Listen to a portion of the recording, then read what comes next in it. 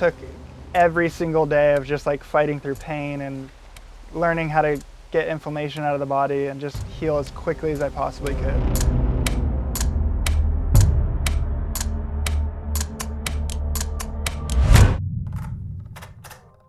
My ACL injuries have been frustrating, very frustrating.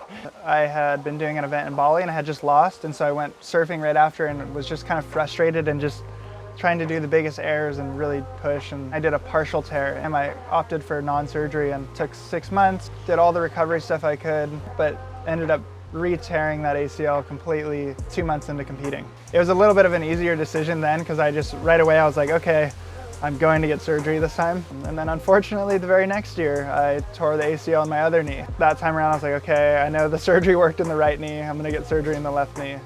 Surgeries are so intrusive on the body, so it takes a while just to kind of get recovered from that. I had the Olympics coming up and that was my whole goal, was to be surfing again in 6 weeks after the surgery.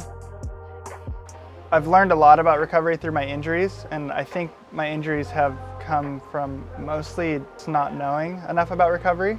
And so when I started getting consistent knee injuries, I was like, okay, I had to take a step back and really look at like what I was doing wrong through my training.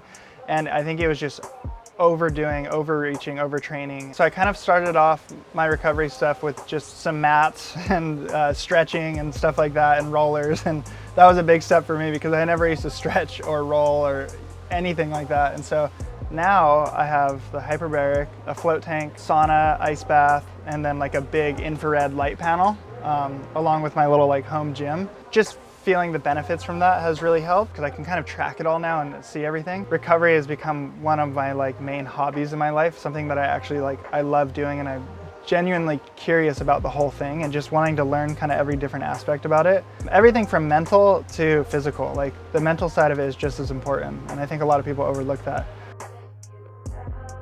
For me, the mental side has been I almost want to say more important than the physical side. I kind of have like a routine of like, I come home and I have like 5 days where I just take a complete break from it all, do other things, go sailing, biking, whatever it is.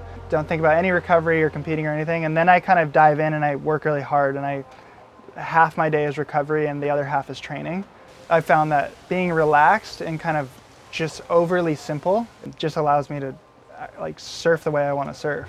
I just enjoy where I'm at and kind of just, I guess, let go. You know, I've surfed so many heats in my life and I still get so nervous sometimes, but now I'm learning like, okay, I feel like I have a lot more knowledge kind of myself now and what I need, and I feel like I'm a lot closer to achieving what I want to achieve. I'm just kind of, yeah, I guess it's the commitment to the process and something that I believe.